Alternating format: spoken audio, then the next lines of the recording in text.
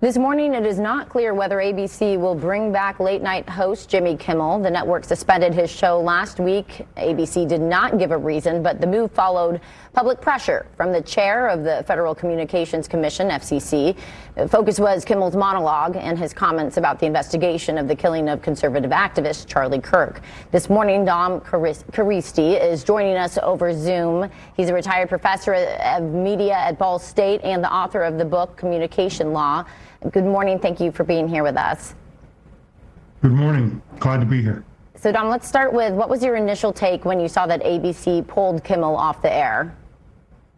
Well, I don't think it was as big a surprise as it was to some people. It was somewhat of a surprise that it would come so suddenly, but there had been rumblings.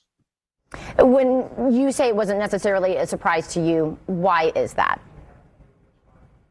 So the chairman of the FCC, Brendan Carr, had been making noises about trying to rein in some of the performers, particularly late night talk shows. And after having seen the cancellation of Colbert's show, it didn't come as much of a shock as it might have. It also came after the FCC chair made comments about that. Then some of the TV broadcast owners also said that they would be pulling Kimmel's show from their broadcasts. And then ABC came out and did this. So do you think there was a First Amendment violation here at all? Okay, so I want to be absolutely clear about this.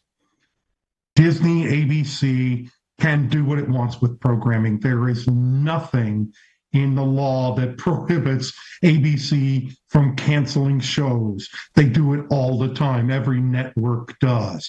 The First Amendment doesn't enter into that question.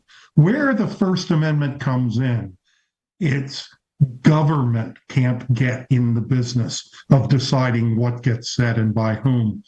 And so the idea that government officials, whether we're talking about the president, who made his statement, and the chairman of the FCC, who made statements that seem to be threatening in nature, that's where we begin to talk about First Amendment implications.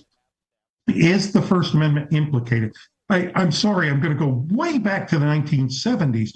There was something called Family Viewing Hour in the first hour of prime time, 8 to 9 in the evening here.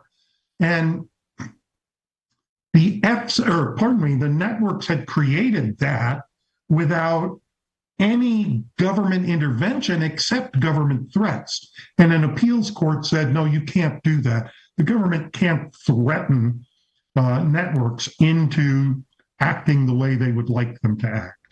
Is that what you, in your opinion, think happened here? There certainly seems to be a lot of that, but the flip side now is something else going on. Not First Amendment implicated, but antitrust implicated. We have limits on the number of television and radio stations that any one entity can own. Right now, the limit says one company cannot own television stations that reach more than 39% of the U.S. TV audience.